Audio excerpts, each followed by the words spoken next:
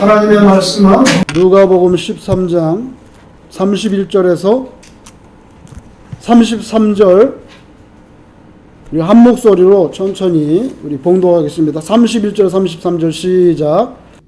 곧 그때에 어떤 바리새인들이 나와서 이르되 나가서 여기를 떠나소서 헤롯이 당신을 죽이고자 하나이다. 이르시되 너희는 가서 저 여우에게 이르되 오늘과 내일은 내가 귀신을 쫓아내며 병을 고치다가 제3일에는 완전하여지리라 하라. 그러나 오늘과 내일과 모레는 내가 갈 길을 가야 하리니 선지자가 예루살렘 밖에서는 죽는 법이 없느니라. 아멘. 바리새인 몇 명이 예수님을 찾아왔네요. 그리고 헤롯이 당신을 죽이고자 하니까 여길 떠나는 게 좋겠다. 이렇게 멘트를 넣었는데 이게 바리새인의 진심인지 아니면 예수님께 그 잘못된 인포를 갖다가 위하는 척하면서 잘못된 인포를 주어서 자기 통제하는 구역에서 일단 골치 아픈 나사렛 예수를 뽑아내려고 했던 것인지는 확실하지 않아요. 모르겠어요. 정말 바리새인이 한 6천 명 정도 됐는데 그 당시에 그 중에 몇 명이 진심으로 예수를 위하는 마음으로 찾아왔을 수도 있고 아니면 헤롯이 사주해가지고 쓱 가서 내가 죽인다 그래 그럼 겁나서 나갈지 몰라. 나는 그 나사렛 예수가 내 통치권에 골치 아파. 로마의 관계도 복잡하고 예루살렘 종교당국하고 얽히는 것도 짜증나고 그러니까 쓱 한번 이렇게 말을 넣어봐. 나가나. 그렇게 했는지도 모른다는 신학자의 의견도 있어요. 잘 모르겠어요. 근데 예수님은 뭐라고 말하냐면 저 여우라고 그랬거든. 헤롯을 두고 하는 말이에요. 좋지 않게 말하고 있어요. 어쨌건 간에 진심이었던 잘못된 말이었던 간에 결론은 예수님이 별로 움직이지 않는다. 나 예루살렘에서 나갈 마음이 없는데 선지자가 예루살렘에서 죽지 어디가 죽냐? 나갈 마음이 없다. 그래서 my way 가겠다는 거예요. my way 가겠다는 거예요. 간섭하지 마.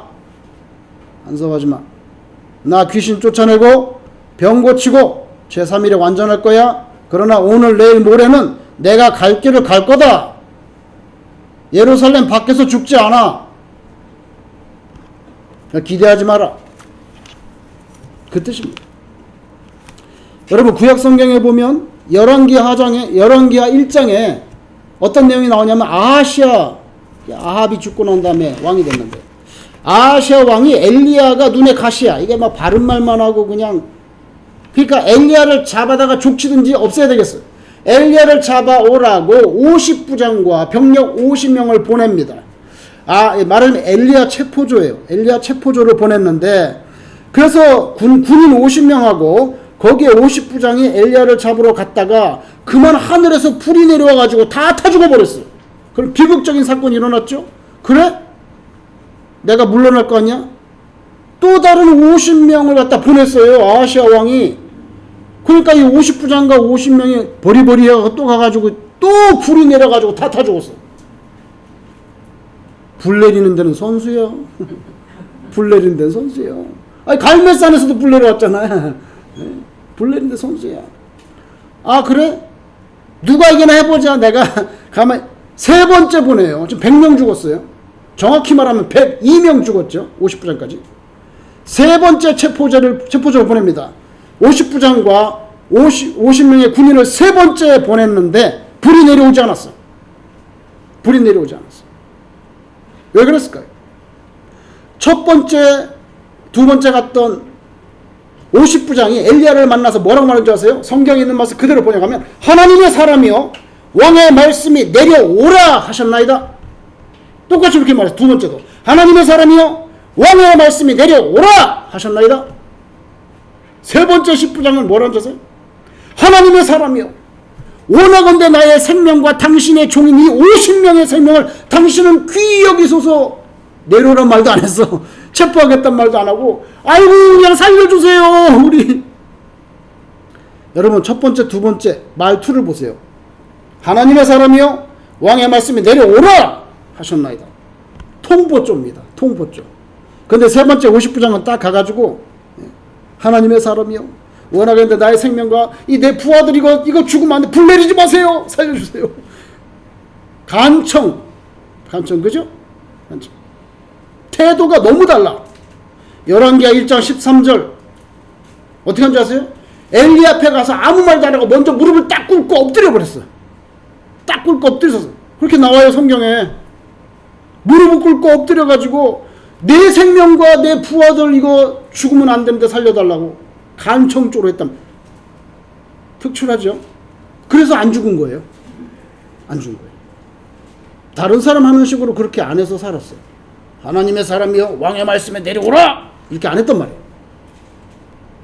다윗은 어떤 사람인가요? 사울을 죽이자고 그랬는데 근데 죽이지 않았던 사람. 600명 부하가 600명인데 더우니까 굴 속에 딱 600명이 들어가서 이렇게 숨어서 있는데, 아이고 원수는 외나무다리에서 만난다고. 이렇게 보니까 누가 동굴 입구에서 쓱 들어오는데 보니까 자세히 보니까 사울왕이 들어왔네. 사울왕이 굴 속에 왜 들어왔나요? 예? 왜 들어왔나요? 굴 속에 왜 박쥐 잡으러 들어왔나요? 왜 들어왔나요? 용변 보러 들어왔어요. 용변 보러. 화장실이 없잖아요. 들판에는. 왕의 체면이 있지. 또 어떻게 들판에서 다 부하들 앞에서. 그래서 굴이 마침 있길래 굴이 드는 거야. 600명의 부하들과 다윗이 딱 숨어 있는데 입구에 보니까 어느 사람이 휘적거리면서 들어오는데 보니까 사울이 들어왔네. 사울이 들어와서 이제 용변을 보기 시작합니다. 등 뒤로 가서 그냥 칼 한 번만 탁, 두 번 칠 것도 없어. 한 번만 꽂으면 끝! 얼마든지 죽일 수 있는 가장 확실한, 완전 사울이 무장해제한 그 순간에 다윗은 부하 600명과는 완전히 다른 생각을 합니다. 특출한 사람입니다. 사울에 대해서는 100% 하나님이 처리할 거니까 나는 손 안 댄다. 그 믿음이에요. 칼 휘두르지 않았어요. 싸울 것도 없어요. 그냥 쭈그리고 앉아있는데 뒤에 가서 등에 한 번만 칼을 꽂으면 끝나는 거예요. 근데 그러지 않았어요. 다윗 인생 후반에 반역이 3번 일어났는데 그 중에 한 번은 피난 가는데 막 시므이라고 하는 사람이 욕을 하는 거예요. 왕한테 피난 가는데 이제 실각했으니까 별 볼 일 없는 거지. 막 버다 대고 막 욕을 하니까 옆에 따라가던 그 부하들이 하도 기가 막혀서 그냥 바로 죽일까요? 그랬는데 너 하나님이 저 사람 입을 벌려서 나한테 말하지 않냐. 죽이지 마라. 이런 냉철한 자의식을 가진 사람이요. 냉철한 자의식을 가진 사람. 막 저주하고 돌 던지는데 바로 죽여버리죠. NO! 여러분, 다윗이 기회를 얻거나 아니면 다급한 순간마다 하나님을 믿는 그 돈독한 신앙에 기초한 해석과 판단으로 각을 세우지 않고 자신의 감정 따라서 죽이거나 뭐 이렇게 해버렸으면은 사울이나 시므이의 목을 쳤다면 그 순간 자신의 권위는 하늘을 찌르듯이 올라갔겠지만, 그렇지만 하나님 보실 때 그 영성은 너도 마찬가지네. 범부의 그것과 동일한 천박한 수준으로 곤두박질을. 근데 다윗은 그러지 않았어요. 이게 특출난 거예요. 요한복음 11장 6절 예수님께서 나사로 죽었다는 소식을 들었어요. 유대 땅으로 가려고 합니다. 제자들이 방금도 유대인들에게 돌 맞아 죽을 뻔했는데 또 이렇게 또 유대로 들어가시려 합니까? 그렇게 이의를 제기했을 때 예수님 아랑곳하지 않습니다. 금방 돌 맞을 뻔했는데 또 돌 맞으려고? 그런데 아랑곳하지 않아요. 요한복음 11장 15절 뭐라 말합니까? 그에게로 가자. 내 친구야, 가야 돼. 그에게로 가자. 그래 봐, 그에게로 가자. 얼마나 멋있습니까? 암만 그에게로 가자. 제자들 다 가지 말자고 하는 분위기인데 주님 특출납니다. 여러분, 앞서 예를 들은 이런 몇 개의 사례들에 대해서 독불 장군이구만 그렇게 해석할 수 없고, 오히려 신앙의 돈독함에 기인하는 구별된 사람들이에요. 뭔가 생각이 다르단 말, 뭔가 생각이 달라요. 예? 통보조로 말하지 않고 간청조로 말하고, 등에 한 번만 칼 꽂으면 끝나는데 그렇게 하지 않고 막 돌 던지면서 저주하는 사람 없애라. 말 한마디면 끝나는데 그렇지 않고, 이제 돌 맞아 죽을 수도 있는데 그에게로 가자. 창세기 26장에 보면 이삭이 그 남의 땅, 그 팔레스틴 땅에 사는데 그 고통이 너무 많아. 하나님의 은혜로 거부가 되긴 됐는데 이걸 시기해가지고 거기 사는 블레셋 사람들이 날이면 날마다 우물에다가 흙을 집어넣고 돌 집어 우물을 다 막아버려. 여러분, 우물 없으면 어떻게 살아요? 거부라도 뭐 마셔야지. 뿐만 아니라 그 블레셋의 왕 아비멜렉은 아주 노골적으로 이삭에게 내 땅에서 꺼져 나가라 했단 말이에요.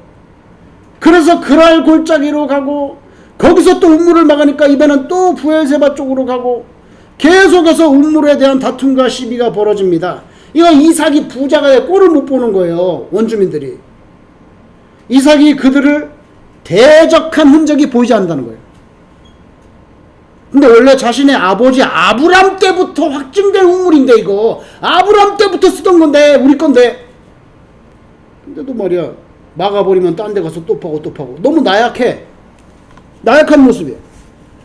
근데 여러분 마지막에 어떻게 됩니까? 블레셋 왕 아비멜렉과 성경에 보면 군대 장관 국방부 장관 비골이 두 사람이 같이 찾아왔어. 같이 이삭에게 찾아와 가지고 화친을 맺읍시다. 요렇게 완전 저자세로 이삭이 인내하지 않고 자신의 세력을 의지해서 전장을 그래? 나를 우습게 알고 얘들아 모여라 이렇게 해서 전장을 벌였다고 하면 그 땅에서 영원한 주변인으로 전락하고 말았을 거예요.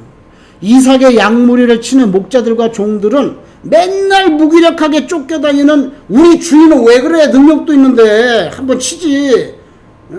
말도 안 하고 또 딴 데 가서 우물 파라 그러고 죽겠어 정말. 주인 이삭을 이해하기 어려웠겠지만 이삭은요 목자들이나 종들과는 다른 특출한 삶의 경영 방식을 가지고 있습니다. 약하거나 두려워서 피하는 게 아니고요 하나님께서 해결할 때까지 기다려 믿음을 가지고 임금 부족하고 야 그래도 이거 전쟁을 해서 피를 흘리면 되나 내가 좀 참고 화평을 도모해야지. 결국에는 여러분 우물 문제 시기와 질투 문제는 하나님께서 해결해 주잖아. 오늘 가만히 있는데 딱 보니까 아비멜렉하고 비골이 딱 찾아서 고개를 딱 숙이면서 우리하고 좀 화친을 맺으시면 어떻겠습니까? 완전 자세가 180도 바뀌었네. 성경에 뭐라 말인지 아세요? 여호와께서 너와 함께 계심을 우리가 분명히 보았으므로 이렇게 나옵니다. 너와 계약을 맺으리라 이렇게 말했더라고. 너와 계약을 맺으리라. 이삭이 승리한 거예요. 거기가 부엘세바잖아요. 여러분의 인생에도 이와 같은 체험들이 있기를 주의 이름으로 축원합니다. 이거 하나님이 주시는 복이에요. 노아는요 별로 도와주는 사람은 없었어요. 가족밖에는. 일단 믿어주질 않으니까. 무슨 비가 온다 그러고 비가 뭐 전 세계를 망하게 한다니까. 무슨 그런 이상한 소리 하고 그래. 뭐 겨우 믿어주는 게 가족밖에 없어. 가족. 그래서 겨우 가져가고 그 방주를 큰 방주를 지어나갔잖아요. 다니엘은 누가 알아줍니까? 자기가 기도하는 거를. 그런데도 하나님 앞에 매일같이 무릎을 꿇고 하루에 3번씩 엎드렸잖아요. 아이 그 정도 되니까 하나님께서 사자 입을 사자 아가리를 콱 맞고 건져주는 거지. 그거 다 이유 있는 거거든요. 기도가 얼마나 무서운지 몰라요. 얼마나 무서워. 죽을 것도 살리고 무너질 것도 세우고 이거 다 기도가 하는 거죠. 그죠? 우리에게 필요한 거는 많은 사람들이 행하는 자연인으로서의 다 그렇게 사는 거야. 다 똑같아. 자연인으로서의 그런 사고와 그런 행동 방식이 아니에요. 하나님의 백성된 자로 하나님의 말씀대로 예수님의 인격을 따라서 생각하고 고민하고 결단하고 그 결단에 따라서 행동하는 그런 신앙, 그거 우리한테 필요한 줄로 믿습니다. 저도 한국 떠난 지 오래됐어요. 저는 93년에 왔어요. 그러니 얼마 됐죠? 29년 됐습니다. 한 번도 한국에 못 나가봤어. 아무도 초청을 하지 않아줘. 박근혜도 초청을 하네. 이명박도 초청을 하네. 문재인 초청. 윤석열도 연락도 없어요. 아이고 한국에 있을 때는 소풍 가는 게 그냥 인생의 최고인데 맨날 서울에 있었는데 소풍 가면 어디요? 무슨 능으로 가는 거예요. 능이 뭔지 아세요? 왕무덤 무슨 능 맨날 능으로. 그래서 저는 고등학교 때 그렇게 생각했어요. 야 이 우리나라 중고등학생 참 문화가 특이하다. 맨날 그 죽음의 흔적으로 가냐. 잔디가 거기밖에 없어. 맨날 땅덩어리는 좁고 갈 데는 없으니까 맨날 무덤으로 가는 거야. 고등학교 1학년 때. 자, 이번에 소풍은 선생님이 헌인릉이다. 헌인릉 가는 버스 몇 번이다 타고 와라. 그래가지고 그 아침에 이제 버스 타고 가는데 그 헌인릉 가는 버스가 그냥 완전 우리 고등학교 전세 버스 된 거예요. 그날 미어 터져. 여러분 생각해보세요. 그 한 1000명 되는 그 아침에 짧은 1시간 거의 다 타고 가야 되는데, 아이고 헌인릉 앞에 딱 정차했는데 막 교복 막 여기 다 터지고 모자 다 올라가고, 그것도 소풍이라고 그냥 간다고. 아이고 딱 정류장에 도착했는데 안내양도 문도 못 열어. 문을 탁 열었는데 그냥 깨 쏟아지듯이 새카만 교복 입은 애들이 그냥 와 쏟아지는데, 빵떡 모자 쓴 안내양이 회수권 받아야 될 거 아니야. 회수권. 회수권을 받으려는데 확 쏟아져 내리는데, 그 쏟아져서 그냥 다 올라가는 거야. 잔디밭으로. 어떻게 회수권 받고. 몇 명밖에 못 받는 거예요. 저는 고의적으로 회수권 안 내려고 한 건 아닌데 확 밀려가지고 자빠질 뻔해가지고 틱 하고 저쪽으로 가서 가버렸어요. 아, 그래서 혼있는 잔디밭에 딱 갔는데 우리 반 친구 평생 잊혀지지 않는 조윤행이라고 하는 애가 딱 만났어요. 조윤행. 공부를 얼마나 잘하는지 몰라요. 조용한데 공부를 잘해. 그래서 내가, 야 윤행아, 야 오늘 회수권 하나 벌었어. 그때 회수권이 25원입니다. 근데 야 나 오늘 회수권 하나 벌었다. 그랬더니 내가 그 표정이 잊혀지지가 않아. 딱 입을 굳게 다물고 조그맣게 말을 작은 말로 하는데, 그거 안 내가지고 뭐 하려고 그래? 이런 거 있죠. 소리도 나지막하게. 걔는 원래 음성이 낮아. 그놈의 아주. 딱 그렇게 말해요. 그거 안 내가지고 뭐 하려고 그러냐? 수십 년이 지나도 가끔씩 그게 귀에 탁, 그거 안 내가지고 뭐 하려고 그래? 그래서 자기는 뭐야? 나는 내가 직접 갖다 줬다. 안내양한테 이렇게 콱 손에다 넣어주고 왔다는 거예요. 근데 저는 솔직히 충격 먹었어. 왜 충격 먹었어? 걔도 교회 다니고 나도 교회 다니거든. 아, 정말 충격 먹었어요. 그날 저는. 얼굴이 막 화끈화끈한데, 아, 내가 지금 인생을 완전히 잘못 살고 있구나. 이런 면에서 진짜 잘못 살고 있구나 확실하게 깨달았어요. 그날. 25원짜리지만. 걔는 고등학교 졸업하고 서울대 갔잖아. 경제학과에 딱 입학해가지고 하나님 영광 돌리고. 많은 아이들이 회수권 내지 않아도 그 중에 어떤 아이는 양심의 법대로 행하는 것처럼 아무리 넓은 길, 넓은 문이 활짝 열렸다고 해도 문의 넓이에 따라서 마음이 동하는, 그냥 등에 칼 한 번 꽂으면 끝. 문이 넓어. 문이 넓어. 문의 넓이에 따라서 마음이 왔다 갔다 바뀌는 그런 수준이 아니라, 문의 사이즈가 문제가 아니고 하나님 앞에서의 바른 선택과 행로의 분별에 따라서 내 갈 길을 간다. 내가 들어갈 문은 이쪽 문. 이렇게 결정하면 하나님께서 귀하게 보시는 줄로 믿습니다. 귀하지 않아요? 난 조인행을 지금까지 귀하게 생각해요. 평생. 왜냐하면 걔가 했던 말은 내 귀에 가끔씩 울려. 1년에 몇 번씩. 그거 안 내가지고 뭐 하려고 그래? 어이구, 내 가슴에 못을 박았어. 좋은 못을 박았어. 꼼꼼하게 생각해보면요, 예수님만큼 독자적으로 움직이신 분 없어요. 아, 인간적으로 생각해보세요. 내가 곧 길이요 진리요 생명. 아유, 무서운, 완전 독선이죠. 인간적으로 보면요, 독선입니다. 여러분, 이 말씀의 뜻은 뭐예요? 예수님 벗어난 모든 행보는 길 아니야, 이렇게 나온 거예요. 길이 아니라고 아예. 그죠? 길이요 진리요 생명. 길 아니야. 예수님 벗어난 행보 길 아니야. 진리 아니야. 뭐야? 거짓이야. 네 인생 거짓. 거짓이야. 길이요 진리요 생명이니? 생명 아니고 너 죽어가는 거야. 죽어가는 거야. 옷 아무리 멋있게 입고 주머니에 아무리 100불짜리 많이 넣고 다녀도 너 죽어가는 거야. 예수님 벗어난 행보. 여러분, 뭐든지요 최고의 고수가 있잖아요. 고수. 옛날 중국 고서에 보면 화살을 기가 막히게 쏘는 사람이 나오는데, 화살을 탁 항상 명중시키는 거야. 평생 명중시켜요. 자기가 최고로 얘기해요. 근데 한 번에 시장에 갔는데, 그 사람이 시장에 갔는데, 시장에 보니까 중국에서, 시장에서 막 물건들 내놓고 파는데, 어떤 사람이 요만한 병에다가, 병 입구에다가 엽전을 올려놨어. 엽전을 올렸는데 거기 네모난 구멍이 딱 뚫혀 있는 거예요. 네모난 구멍이 딱 뚫혀 있는데, 이 사람이 다른 병에서 기름을 꺼내가지고 쫙 붓는 거야. 그 병 위에 동전이 네모난 구멍을 한 방울도 튀기지 않게 고기로 붓는 거야.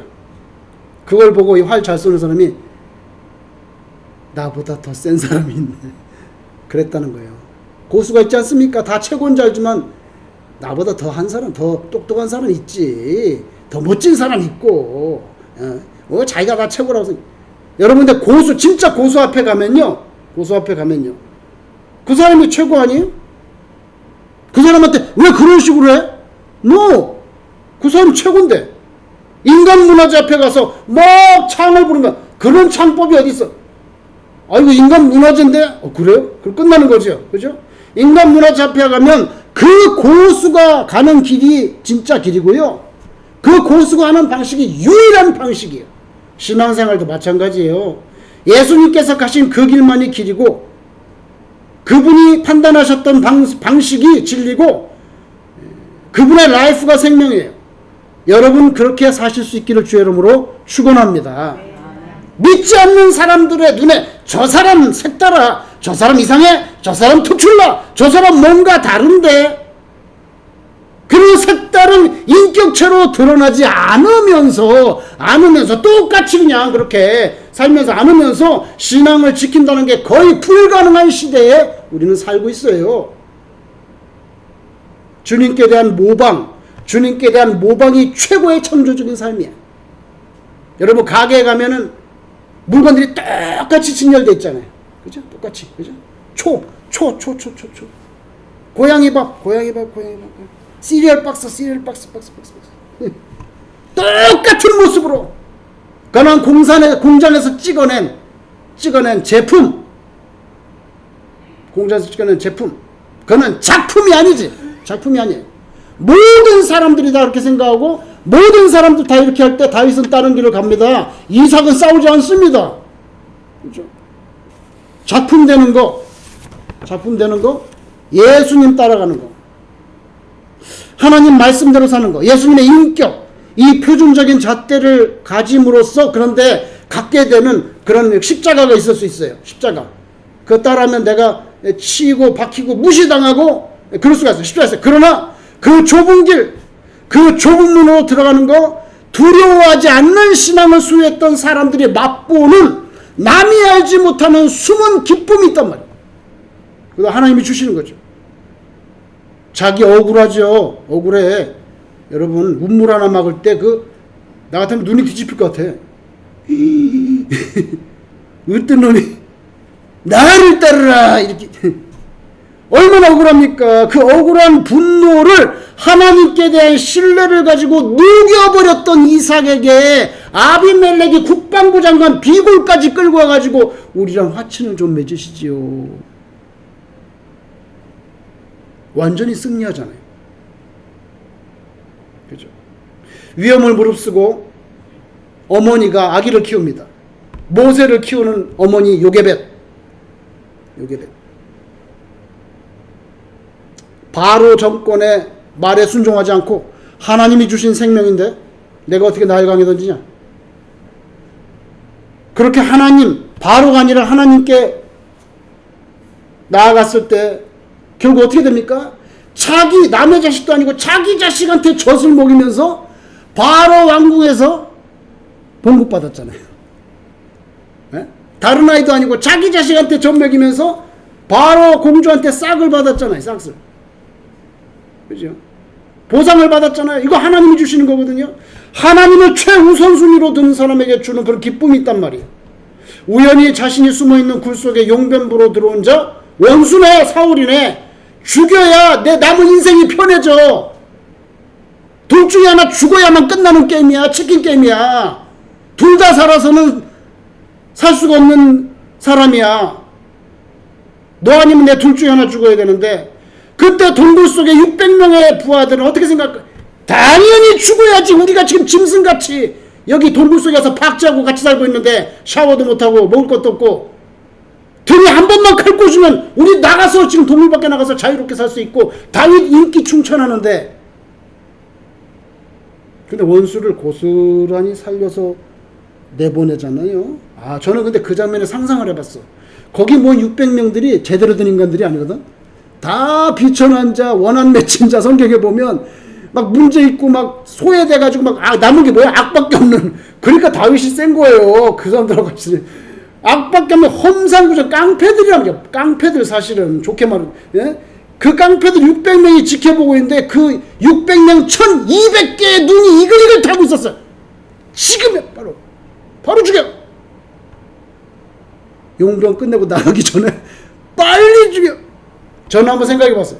다윗이 그 1200개 눈빛을 꺾고 기다려. 하나님이야.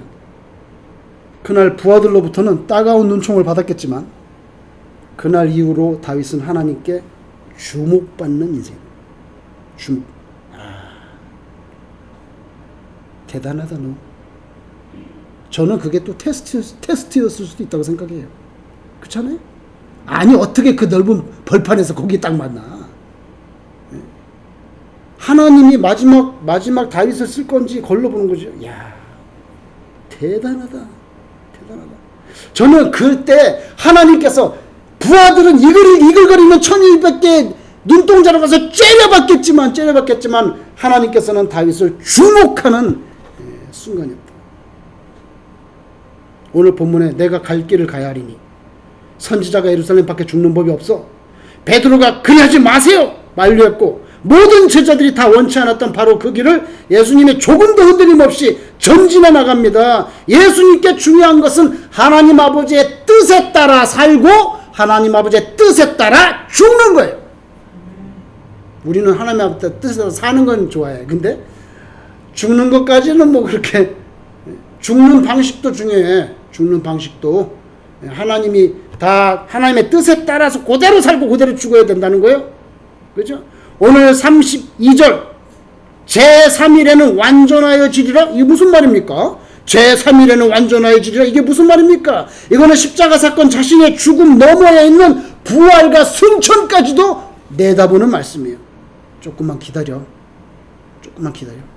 3일 후에는 완전해진다. 그때 되면 너희들 다 깨닫게 돼. 그죠? 그래서 주님의 길은 사람이 정하는 것이 아니라 오직 하나님의 계획에 따라 정해지는 거죠. 여러분 지금 어떤 길에 서 계시나요? 이스라엘 이집트 나와가지고 광야 생활 40년이라고 하지만 그렇게 말하지만 하나님 말씀 앞에 전폭적인 순종을 앞세우지 못했을 때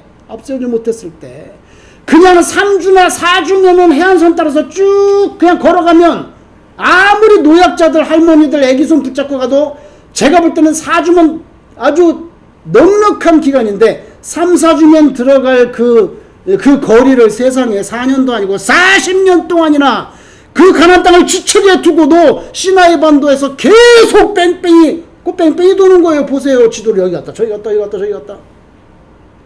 그거 기억해 보세요. 우리 인생이 하나님 앞에서 믿음으로 순종하지 못할 때는 그렇게 되죠.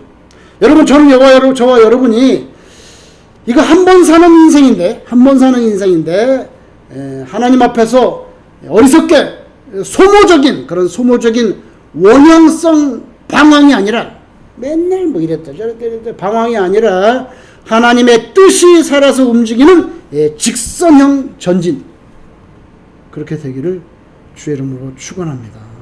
기도하겠습니다.